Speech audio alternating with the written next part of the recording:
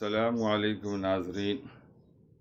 علم و ذکر رسول اللہ صلی اللہ علیہ وسلم سے منقول اذکار اور دعائیں۔ حضرت سعد رضی اللہ تعالیٰ عنہ کے بیٹے فرماتے ہیں کہ ایک مرتبہ میں دعا میں یوں کہہ رہا تھا، اے اللہ، میں آپ سے جنت اور اس کی نعمتوں اور اس کی بہاروں اور فلاں فلاں چیزوں کا سوال کرتا ہوں، اور میں جہنم سے اور اس کی زنجیروں، ہتھکڑیوں اور فلاں فلاں قسم کے عذاب سے پناہ مانگتا ہوں۔ میرے والد رضی اللہ تعالیٰ نے سے یہ سنا تو ارشاد فرمایا، میرے پیارے بیٹے، میں نے رسول اللہ صلی اللہ علیہ وسلم کو ارشاد فرماتے ہوئے سنا، ان قریب ایسے لوگ ہوں گے جو دعا میں مبالغہ سے کام لیا کریں گے، تم ان لوگوں میں شامل ہونے سے بچو۔ اگر تمہیں جنت مل گئی تو جنت کی ساری نعمتیں مل جائیں گی، اور اگر تمہیں جہنم سے نجات مل گئی تو جہنم کی تمام تکلیفوں سے نجات مل جائے گی۔ لہذا دعا میں اس تفصیل کی ضرورت نہیں، بلکہ جنت کی طلب اور دوزخ سے پناہ مانگنا کافی ہے۔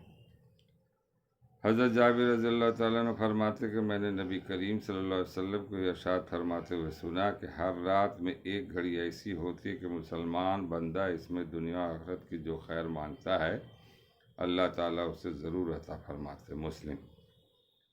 حضرت ابو ہریرہ رضی اللہ تعالیٰ عنہ سے روایت ہے کہ رسول اللہ صلی اللہ علیہ وسلم نے ارشاد فرمایا، جب رات کا تہائی حصہ باقی رہ جاتا ہے تو ہر رات ہمارے رب آسمان دنیا کی طرف نزول فرماتے اور ارشاد فرماتے، کون ہے جو مجھ سے دعا کرے میں اس کی دعا قبول کروں، کون ہے جو مجھ سے مانگے میں اس کو عطا کروں، کون ہے جو مجھ سے مغفرت طلب کرے اور میں اس کی مغفرت کروں۔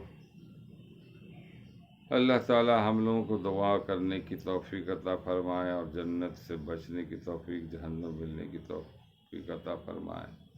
دعائیں کرتے رہنا چاہیے۔ اللہ تعالیٰ کب کس وقت ہماری دعا قبول کر لے، ہم گنہگار بندہ ہے۔ اللہ تعالیٰ بہت ساری غلطیاں کوتاہیاں ہوتے رہتے، اللہ معاف کیجیے۔ اللہ آپ تمام لوگوں سے بھی دعا کی درخواست ہے، اور میں بھی آپ کے لیے دعا کرتا ہوں اور آپ بھی ہمارے لیے دعا کریں۔